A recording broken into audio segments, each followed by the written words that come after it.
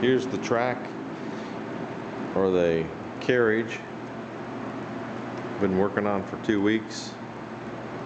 We set it up on jack stands that have screws on them so we can adjust it with a transit first.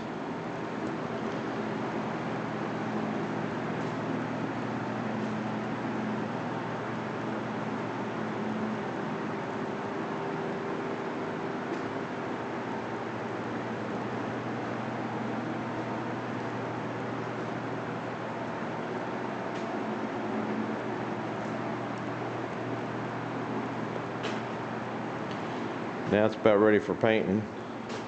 We trued the back wheels, measured the front wheels.